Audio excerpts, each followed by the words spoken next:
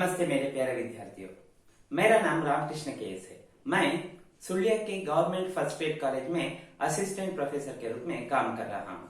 मंगलूर विश्वविद्यालय के CBCS पाठ्यक्रम के अंतर्गत सेकेंड सेमेस्टर बीकॉम के लिए निर्धारित व्याकरण भाग में काल से संबंधित जो विचार है मैं उसे पढ़ाना चाहता हूँ। उसमें वर्तमान काल के बारे में आज मैं चर्चा करूंगा।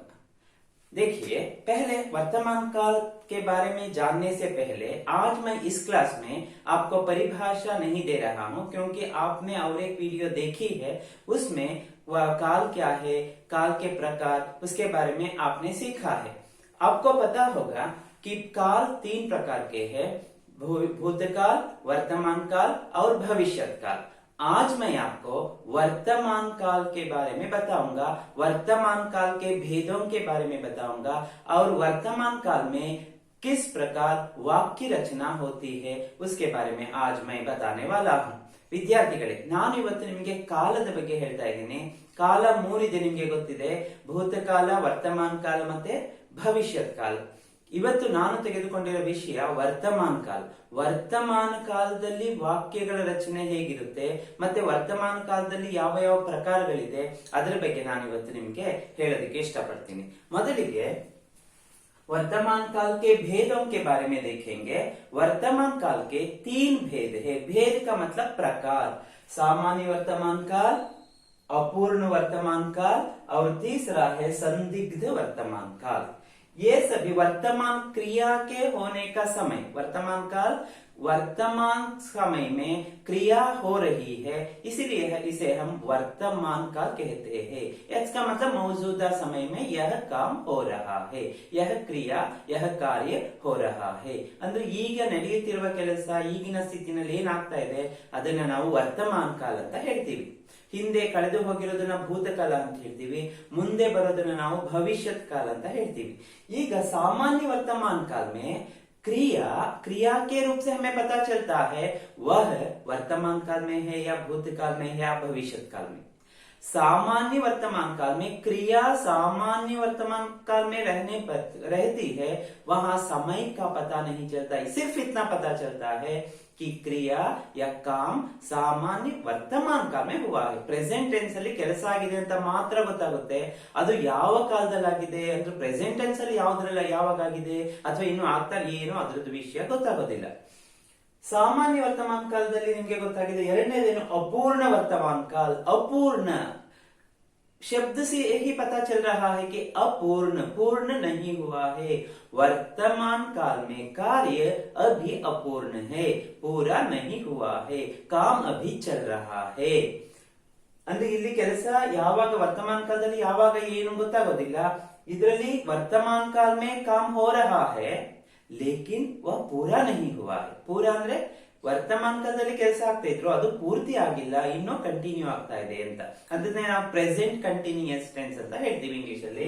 सामान्य वर्तमान के सिंपल प्रेजेंट टेंस ಅಂತ ಹೇಳ್ತೀವಿ। और तीसरा जो भेद है संदिग्ध वर्तमान काल। ये संदिग्ध का मतलब क्या है? संशय। संशय अंद्रेनु डाउट। हमें यहाँ संशय होता है कि वर्तमान काल में यह काम हो रहा है या होता है, कुछ भी इसके बारे में भरोसा नहीं है, इसीलिए इसे हम संदिग्ध वर्तमान काल कहते हैं। तो अब आपको पता चला है कि वर्तमान काल के 3 भेद है: सामान्य वर्तमान काल, अपूर्ण वर्तमान काल और संदिग्ध वर्तमान काल। ಈಗ ವಿದ್ಯಾರ್ಥಿಗಳು ಈ 3 ಭೇದಗಳೇನಿದೆಯಲ್ಲ, ಸಾಮಾನ್ಯ ವರ್ತಮಾನ ಕಾಲ ಇರಬಹುದು, ಅಪೂರ್ಣ ವರ್ತಮಾನ ಕಾಲ ಇರಬಹುದು, ಸಂದಿಗ್ಧ ವರ್ತಮಾನ ಕಾಲ, ಯಾವ ರೀತಿ ಆ ವಾಕ್ಯದಲ್ಲಿ ನಾವು ವಾಕ್ಯ ರಚನೆಯಲ್ಲಿ ನೋಡಿದ್ರೆ ಗೊತ್ತಾಗಬೇಕು। ಕ್ರಿಯೆಯ ರೂಪದಿಂದ ನಮಗೆ ಗೊತ್ತಾಗುತ್ತೆ। क्रिया के रूप से हमें पता चलता है वह किस काल में है। पहले एक उदाहरण देखेंगे। लड़का पढ़ता है। लड़का पढ़ता है, लड़का यहाँ करता है, पढ़ क्रिया है, ता है यहाँ काल सूचक है। किस काल कौन सा काल यहाँ सूचित हो रहा है? सामान्य वर्तमान काल। तो इसका अर्थ है ता है जुड़ने से वह सामान्य वर्तमान काल में रहता है। क्रिया सामान्य वर्तमान काल में रहती है। ಇಲ್ಲಿ ಪಡ್ ಅನ್ನೋದು ಕ್ರಿಯಾ, ತಾ है ಏನಿದೆ ತಾ ಹೇ, ಅದರಿಂದ ನಮಗೆ ಗೊತ್ತಾಗುತ್ತೆ ಇದು ವರ್ತಮಾನ ಕಾಲದಲ್ಲಿ, ಸಾಮಾನ್ಯ ವರ್ತಮಾನ ಕಾಲದಲ್ಲಿ ಇದೆ ಅಂತ ನಮಗೆ ಗೊತ್ತಾಗ್ತಾ ಇದೆ. लड़का पढ़ता है, लड़का यहाँ क्रिया कर्ता के लिंग और वचन के अनुसार बदलती है, इसे ध्यान में रखिए। क्रिया कर्ता के लिंग और वचन के अनुसार बदलती है। लड़का पुल्लिंग एक वचन, इसलिए पढ़ता है पुल्लिंग एक वचन में क्रिया है। अगर इसी वाक्य को सामान्य वर्तमान काल में है, कब हुआ पता नहीं वर्तमान काल में, लेकिन इसी वाक्य को अगर अपूर्ण वर्तमान काल में परिवर्तित करें, अपूर्ण अपूर्ण अंद्रेನು ಇನ್ಕಂಪ್ಲೀಟ್, ಇನ್ನು ಕಂಪ್ಲೀಟ್ ಆಗ್ಲಿಲ್ಲ ಅಥವಾ ಕಂಟಿನ್ಯೂಸ್ ಕೆಲಸ ಇನ್ನು ಕಂಟಿನ್ಯೂ ಆಗ್ತಾ ಇದೆ, ಅದನ್ನ ಲಡ್ಕ ಪಡ್ ರಹಾ ಹೇ, ಜಸ್ಟ್ ಏನ್ ಮಾಡಿದ್ವಿ, ತಾ ಇರೋದನ್ನ ನಾವಿಲ್ಲಿ ರಹಾ ಮಾಡಿದೀವಿ. ಲಡ್ಕ ಪಡ್ತಾ ಹೇ, ಪಡ್ಡಲ್ಲಿ ತಾ ಮಾತ್ರ ಬಿಡ್ಬೇಕು, ಅಲ್ಲಿ ನಾವು ರಹಾನ ಹಾಕಿದ್ವಿ, ಮುಗೀತು. ಪಡ್ ರಹಾ ಹೇ, ಜಸ್ಟ್ ತಾಗೆ ಯಾವ್ದು ರೀಪ್ಲೇಸ್ ಆಗಿದೆ, ರಹಾ ರೀಪ್ಲೇಸ್ ಆಗಿದೆ. ಯಾಕೆ, ಪುಲ್ಲಿಂಗ ಏಕವಚನ್. ಲಡ್ಕ ಪಡ್ತಾ ಹೇ ಸಾಮಾನ್ಯ ವರ್ತಮಾನ ಕಾಲ್, लड़का पढ़ रहा है अपूर्ण वर्तमान काल, अपूर्ण वर्तमान काल पुल्लिंग एक वचन में. अब देखेंगे पुल्लिंग बहुवचन में लड़का, लड़का लड़के करेंगे, लड़का पढ़ता है हुआ, लड़के बहुवचन रूप, लड़का का बहुवचन, पढ़ते हैं, लड़के पढ़ते हैं. यहाँ ते हैं आ गया, क्यों, क्योंकि यहाँ लड़के पुल्लिंग बहुवचन में है, लड़के पढ़ते हैं, इसीलिए यहाँ क्या होता है, लड़के कंटिन्यूअस में या पूर्ण पढ़ रहे हैं. ಇಲ್ಲಿ ನೋಡಿ ಎಷ್ಟು ಸಿಂಪಲ್ ಆಗಿದೆ, ಪಡ್ತೆ ಹೇ ಪಡ್ ರಹೆ ಹೇ. ಇಲ್ಲೇನಾಯ್ತು, ಇಲ್ಲಿ ತೇ ಅನ್ನೋದು ರಹೆ ಇಂದ ರೀಪ್ಲೇಸ್ ಆಗಿದೆ. सामान्य वर्तमान काल से अपूर्ण वर्तमान काल में बदलने के लिए आपको सिर्फ ता को रिप्लेस करना है रहा से, ते हो तो रहे से. ता ते ती का ज्ञान आपको है. पुल्लिंग एकवचन ता, पुल्लिंग बहुवचन ते और स्त्रीलिंग में ती आते हैं. लड़के पढ़ते हैं, लड़के. अब देखेंगे अगर यहाँ लड़की है, स्त्रीलिंग है, लड़की वर्तमान काल में लड़की पढ़ती है. ನೋಡಿ ಇದು ಸಾಮಾನ್ಯ ವರ್ತಮಾನ ಕಾಲದಲ್ಲಿದೆ, ಲड़की ಏಕವಚನ ಅಂದ್ರೆ ಸ್ತ್ರೀಲಿಂಗ ಏಕವಚನ, ಅದಕ್ಕೆ ಏನಾಯ್ತು, ಲड़की पढ़ती है, पढ़ती है ती ಬಂತು ಇಲ್ಲಿ. ಯಾಕೆ, ಸ್ತ್ರೀಲಿಂಗದಲ್ಲಿ ती ಬರ್ತಾ ಇದೆ, ಈ ಕಾರಣದಿಂದ. इसका अपूर्ण वर्तमान काल में क्या रूप होगा, से ಮತ್ತೆ ಏನ್ ರಿಪ್ಲೇಸ್ ಆಯ್ತು ಅಲ್ಲಿ ರಹೇನಲ್ಲಿ, ಇಲ್ಲಿ ती ಯಾವ್ದ್ರಿಂದ ರಿಪ್ಲೇಸ್ ಆಗ್ಬೇಕು ಹೇಳಿ, रही, रही इंद ती ना रिप्लेस ಮಾಡಬೇಕು. ವೆರಿ ಸಿಂಪಲ್, लड़की, लड़की पढ़ रही. यहाँ क्या पता चलता है, लड़की अभी पढ़ने का काम जारी रखी है, लड़की पढ़ रही है, अभी पढ़ रही है.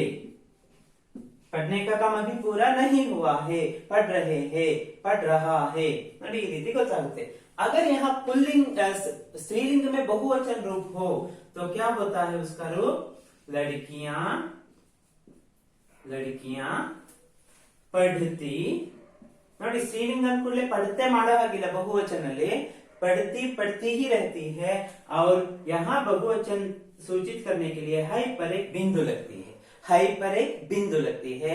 ಇದು ಬಹುವಚನ, लड़कियां पढ़ती हैं, ಹುಡುಗಿಯರು ಓದುತ್ತಾರೆ. लड़की पढ़ रही है, ಇಲ್ಲಿ लड़की ಬಹುವಚನ ಆಗ್ಬೇಕಲ್ಲ, ಏನಾಗ್ಬೇಕು, लड़कियां. लड़की का बहुवचन रूप लड़कियां. क्रिया पढ़ ही है, और जो कालसूचक है ती ಇರೋದು ಯಾವ್ದ್ರಿಂದ ರಿಪ್ಲೇಸ್ ಆಗುತ್ತೆ, पढ़ रही है. ಇಲ್ಲಿ हई के ऊपर एक बिंदु आती है. याके है के ऊपर एक बिंदु है, लड़कियां. लड़कियां यहाँ बहुवचन, इसलिए है के ऊपर एक बिंदु है, लड़कियां पढ़ रही है. तो ಇಷ್ಟು ನಿಮಗೆ ಪುಲ್ಲಿಂಗ ಏಕವಚನ, ಪುಲ್ಲಿಂಗ ಬಹುವಚನ ಗೊತ್ತಾಯ್ತು. ಸ್ತ್ರೀಲಿಂಗ ಏಕವಚನದಲ್ಲಿ ಗೊತ್ತಾಗಿದೆ, ಸ್ತ್ರೀಲಿಂಗ ಬಹುವಚನ ಮೇ ಸರ್ವನಾಮ ಹೋಗ್ತು. ಸರ್ವನಾಮಗಳಿದ್ರೆ ಹೇಗೆ ಬರುತ್ತೆ, ಮೇ ಬಂದ್ರೆ ಏನ್ ಬರ್ಬೇಕು, ಮೇ पढ़ता हूं, मैं पढ़ता हूं ಅಂದ್ರೆ ನಾನು ಓದುತ್ತೇನೆ, ನಾನು ಓದುತ್ತಾ ಇದ್ದೇನೆ. मैं ನಾನು पढ़ रहा हूं, मैं पढ़ रहा हूं, ಈ ರೀತಿ ಬರುತ್ತೆ. ತುಮ್ ಬಂದ್ರೆ ಏನ್ ಬರ್ಬೇಕು? ಇದು ಸ್ತ್ರೀಲಿಂಗ ಅಲ್ಲಿ ನೋಡೋಣ. ಮೈ ಪಡ್ತಿ ಹೂಂ ಆಗ್ಬೇಕು. ಇದು ಸ್ತ್ರೀಲಿಂಗ ರೂಪ ಏನು? ಮೈ ಪಡ್ತಿ ಹೂಂ, ಮೈ ಪढ़ रही हूं, ಅಷ್ಟೇ ವ್ಯತ್ಯಾಸ ಆಗುತ್ತೆ. ಹಾಗೆ ತುಮ್ ಬಂದ್ರೆ ಏನ್ ಬರ್ಬೇಕು? ತುಮ್ पढ़ते हो, तुम पढ़ते हो. ಕಂಟಿನ್ಯೂಸ್ ಅಲ್ಲಿ ಏನಾಗಬೇಕು? तुम पढ़ रहे हो. ನೋಡಿ ಯಾವ್ದು ವ್ಯತ್ಯಾಸ? ತಾತೆ ತೀನ್ಲೆ ಎಲ್ಲ ಬರ್ತಾ ಇದೆ. तुम पढ़, मैं पढ़ता हूँ, मैं पढ़ रहा हूँ. तुम पढ़ते हो, ते हो, रहे हो. ಈ ರೀತಿಗೆ ನೋಡಿ ಎಲ್ಲ ಪುಲ್ಲಿಂಗ ಏಕವಚನ, ಪುಲ್ಲಿಂಗ ಬಹುವಚನ, ಸ್ತ್ರೀಲಿಂಗ ಏಕವಚನ, ಸ್ತ್ರೀಲಿಂಗ ಬಹುವಚನ. ಮತ್ತೆ ಮೈ ಬಂದಾಗ ಹೇಗ್ ಬರ್ಬೇಕು? ತುಮ್ ಬಂದಾಗ ಏನ್ ಬರ್ಬೇಕು? ಇದರದ ಇನ್ನೊಂದು ರೂಪ ಸ್ತ್ರೀಲಿಂಗ ಬಂದ್ರೆ ಮೈ ಪಡ್ತಿ ಹೂಂ, ಮೈ ಪढ़ रही हूं. तुम पढ़ती हो, तुम पढ़ती हो ನೆನ್ಪಿಟ್ಕೊಳ್ಳಿ. तुम पढ़ रही हो, ಈ ರೀತಿ ಬರುತ್ತೆ. ಸೊ ಈಗ ನಿಮ್ಗೆ ಸಾಮಾನ್ಯ ವರ್ತಮಾನ ಕಾಲ ಗೊತ್ತಾಯ್ತು, ಅಪೂರ್ಣ ವರ್ತಮಾನ ಕಾಲ ಗೊತ್ತಾಗಿದೆ. ಈಗ ಇನ್ನು ಉಳಿದಿರೋದು ಯಾವುದು? संदिग्ध वर्तमान काल. संदिग्ध का मतलब क्या है? संदिग्ध ಅಂದ್ರೇನು? ಮುಂಚೆನೆ ಹೇಳಿದೀನಿ, ಸಂಶಯ, ಡೌಟ್ಫುಲ್ ಅಂದ್ರೆ ಕೆಲಸ ಕಂಪ್ಲೀಟ್ ಆಗಿದೆಯೋ ಇಲ್ಲೋ ಅದ್ರ ಬಗ್ಗೆ ಯಾವ ಗ್ಯಾರಂಟಿ ಇಲ್ಲ. ಅದನ್ನ ಮಾಡೋದು ಬಹಳ ಸಿಂಪಲ್. ಇಲ್ಲಿ ಯಾವ ರೀತಿ ತಾಗೆ ರಹ ರಿಪ್ಲೇಸ್ ಮಾಡಿದೀವಿ, ತೇಗೆ ರಹೆ ರಿಪ್ಲೇಸ್ ಮಾಡಿದೀವಿ, ತೀಗೆ ರಹಿ. ಇಲ್ಲಿ ಹೈ ಏನಿದೆಯಲ್ಲ, ಹೈ ಅಥವಾ ಹೈ ಹೂ, ಅಲ್ಲಿ ಸ್ವಲ್ಪ ಚೇಂಜಸ್ ಆಗುತ್ತೆ. ಏನೇನ್ ಚೇಂಜಸ್ ಆಗುತ್ತೆ? ಲಡ್ಕ ಪಡ್ತಾ ಹೈ, ಇದನ್ನ ಏನ್ ಮಾಡ್ಬೇಕು? ಹೇ ಇರೋದನ್ನ ನಾವು ತೆಗೆದ್ಬಿಟ್ಟು ಲಡ್ಕ ಪಡ್ತಾ, ಪಡ್ತಾ ಹೈ ಅನ್ಬಿಟ್ರೆ ಓದುತ್ತಾನೆ ಅಂತ ಆಗ್ಬಿಡುತ್ತೆ. ನೋಡಿ, ಹೈ ಓದುತ್ತಾನೆ ಅಂತ ಪ್ರೆಸೆಂಟ್ ಟೆನ್ಸ್ ಅಲ್ಲಿ ಬಂತು. ಆದ್ರೆ ನಾವು ಇಲ್ಲಿ ಹೈನ ಬಿಡ್ತೀವಿ. ಲಡ್ಕ ಪಡ್ತಾ ಹೋಗ, ಇಲ್ಲಿ ನಾವು ಹಾಕ್ತಾ ಇರೋದು ಯಾವುದು? ಹೋಗ ಅನ್ನೋ ಕ್ರಿಯೆನ ಹಾಕ್ತಾ ಇದ್ವಿ. ಸಂದಿಗ್ಧ ವರ್ತಮಾನ ಕಾಲದಲ್ಲಿ ಏನ್ ಬರ್ಬೇಕು? ಹೋಗ, ಹೋಗ ಬರ್ಬೇಕು. ಹೋಂಗೆ, ಹಾಗೆ ಹೋಂಗಿ, ಹೋಂಗಿ. ಮೈ ಬಂದಾಗ ಮಾತ್ರ ಹೋಂಗ ಅನ್ನೋದು ಬರುತ್ತೆ. ಮೈ ಬಂದಾಗ ಹೋಂಗ, ಹೋಂಗಿ ಬರುತ್ತೆ. ಇಲ್ಲಾಂದ್ರೆ ಹೋಂಗ, ಹೋಗ, ಹೋಂಗೆ, ಹೋಂಗಿ, ಹೋಗಿ ಮತ್ತೆ ಹೋಂಗಿ. ಯಾವ ರೀತಿ ಅಂತ ನಾನು ನಿಮ್ಗೆ ಹೇಳ್ತೀನಿ. 4 ಇದೆ. ಲಡ್ಕ ಪಡ್ತಾ ಹೋಗ, ಅದೇ ಕಂಟಿನ್ಯೂಸ್ ಅಲ್ಲಿ ಇರೋದನ್ನ ಸಂದಿಗ್ಧ ಮಾಡ್ಬೇಕಾದ್ರೆ ಲಡ್ಕ ಇಲ್ಲೇನು ಬದಲಾವಣೆ ಆಗೋದಿಲ್ಲ. ಪढ़ रहा ಹೈನ ನಾವು ತೆಗಿತೀವಿ. ಹೋಗ, ಲಡ್ಕ ಪढ़ रहा ಹೋಗ. ಯಾಕೆ ಹೋಗ ಬಂತು? ಪುಲ್ಲಿಂಗ ಏಕವಚನ. ಹಾಗೆ ಲಡ್ಕೆ ಪಡ್ತೆ ಹೈ, ಲಡ್ಕೆ ಪಡ್ತೆ ಹೈ ಬಿಡಬೇಕು. ಹೋಂಗೆ, लड़के पढ़ते होंगे. लड़के पढ़ रहे हैं, ವೆರಿ ಸಿಂಪಲ್. ಲಡ್ಕೆ ಪढ़ रहे ಹೈನ ಬಿಡ್ತಿದೀವಿ. ಹೋಂಗೆ, ಲಡ್ಕೆ ಪढ़ रहे ಹೋಂಗೆ. ಹುಡುಗರು ಓದುತ್ತಿರಬಹುದು, ಗ್ಯಾರಂಟಿ ಇಲ್ಲ. ಹಾಗೆ ಲಡ್ಕಿ ಪಡ್ತಿ ಹೈ, ಲಡ್ಕಿ ಪಡ್ತಿ ಹೈ ಬಿಡ್ತೀವಿ. ಹೋಗಿ, ಯಾಕೆ ಹೋಗಿ? ಸ್ತ್ರೀಲಿಂಗ ಏಕವಚನ. ಲಡ್ಕಿ ಪढ़ रही है, ಸೇಮ್ ಅದೇ ವಾಕ್ಯ, ಅದಕ್ಕೆ ನಾನು ಬರೀತಾ ಇಲ್ಲ. ಪढ़ रही, लड़की पढ़ रही होगी. Very simple. आगे लड़कियां पढ़ती हैं, लड़कियां पढ़ती होंगी ಬರ್ಬೇಕಿಲ್ಲಿ. ಇಲ್ಲಿ ನೋಡಿ ಹೋಂಗಿ ಬರುತ್ತೆ. ಯಾಕೆ? ಲಡ್ಕಿಯಾ ಸ್ತ್ರೀಲಿಂಗ ಬಹುವಚನ, ಅದಕ್ಕೆ ಹೋಗಿ ಮೇಲೆ ಒಂದು ಬಿಂದಿದೆ, ಹೋ ಮೇಲೆ ಹೋಂಗಿ. ಲಡ್ಕಿ ಇಲ್ಲೂ ಸೇಮ್ ಅದೇ ಪढ़ रही ಹೋಂಗಿ. ಇದನ್ನ ನೀವು ಬಿಡಿಸ್ಬಿಟ್ಟು ಸಪರೇಟ್ ಬರ್ಕೊಳ್ಳಿ, ಪೂರ್ತಿ ವಾಕ್ಯ ಬರ್ಕೊಳ್ಳಿ, ಅವಾಗ ನಿಮ್ಗೆ ಇದು ಕ್ಲಿಯರ್ ಆಗುತ್ತೆ. ಹಾಗೆ ಮೈ ಪಡ್ತಾ ಹೂ, ಮೈ ಪಡ್ತಾ ಹೋವುಂಗ ಅಂತ ಬರುತ್ತೆ. ಇಲ್ಲೊಂದು ಸ್ವಲ್ಪ ಚೇಂಜ್. ಹೋವುಂಗ, ಹೋವುಂಗ. ಪढ़ रहा ಹೋವುಂಗ, ಇಲ್ಲೂ ಅಷ್ಟೇ ಹೋವುಂಗ, ಅದೊಂದಕ್ಕೆ ಮಾತ್ರ. ಹಾಗೆ ಮೈ ಬಂದಾಗ ಬರುತ್ತೆ ಹೋವುಂಗ. ನೆಕ್ಸ್ಟ್ ತುಮ್ ಪಡ್ತೆ ಹೋ, ತುಮ್ ಪಡ್ತೆ ಹೋಗೆ. ಇದೆಲ್ಲ ಯಾವುದು? ಸಂದಿಗ್ಧ ವರ್ತಮಾನ ಕಾಲ, ಅದು ಸಂಶಯ. ತುಮ್ ಪढ़ रहे ಹೋಗೆ, तुम पढ़ रहे होगे. तो इस प्रकार 3 भेद, सामान्य, अपूर्ण और संदिग्ध, इसके बारे में आपको पता चला है. ಇದು ನಿಮಗೆ ಅರ್ಥ ಆಗಿದೆ. ಇಷ್ಟು ರೀತಿಯ ವಾಕ್ಯಗಳನ್ನ ಬಿಟ್ಟು ಸಾಮಾನ್ಯ ವರ್ತಮಾನ ಕಾಲ, ಅಪೂರ್ಣ ವರ್ತಮಾನ ಕಾಲ ಅಥವಾ ಸಂದಿಗ್ಧ ವರ್ತಮಾನ ಕಾಲದಲ್ಲಿ ಬೇರೆ ಯಾವುದೇ ರೀತಿ ವಾಕ್ಯಗಳನ್ನ ನಾವು ಮಾಡೋದಕ್ಕೆ ಸಾಧ್ಯ ಇಲ್ಲ. ಕರ್ತ ಹೀಗೆ ಶುರುವಾಗಿದ್ರೆ ಕ್ರಿಯೆ ಅದೇ ರೀತಿ ಇರುತ್ತೆ. ಏನು ಇಲ್ಲಿ ನಾನು ಬರ್ದಿದ್ದೀನಿ ಇಷ್ಟೇ ವಾಕ್ಯಗಳಲ್ಲಿ ನೀವು ಎಲ್ಲಾ ವರ್ತಮಾನ ಕಾಲದ ವಾಕ್ಯಗಳನ್ನ ಮಾಡಬಹುದು. ಇದನ್ನ ಸಿಸ್ಟಮ್ಯಾಟಿಕ್ ಆಗಿ ನೀವು ಒಂದಾದ್ಮೇಲೆ ಒಂದು ಬರ್ಕೊಳ್ಳಿ, ಪೂರ್ತಿ 3 ರೂಪದಲ್ಲಿ ಬರ್ಕೊಳ್ತಾ ಹೋಗಿ. पढ़ता है, पढ़ता पढ़ रहा है, पढ़ता होगा, पढ़ रहा होगा ಹಾಗೆಲ್ಲವನ್ನು ಬರ್ಕೊಳ್ತಾ ಹೋಗಿ. ಆವಾಗ ನಿಮ್ಗೆ ಕಂಪ್ಲೀಟ್ ಕ್ಲಿಯರ್ ಪಿಕ್ಚರ್ इधर सिगुते. ಇದನ್ನ अभ्यास ಮಾಡಿ, इसका अभ्यास कीजिए और अगली वीडियो में मैं आपको भविष्यत काल में वर्तमान काल से भविष्यत काल में किस प्रकार वाक्य का परिवर्तन करना है उसके बारे में मैं आपको बताऊंगा. और उसके बाद भूतकाल के भेद और उसमें किस प्रकार वाक्यों का निर्माण होता है और वाक्य परिवर्तन कैसे होता है, ये आदि नियम अब मैं अगली वीडियो में आपको बताऊंगा. धन्यवाद.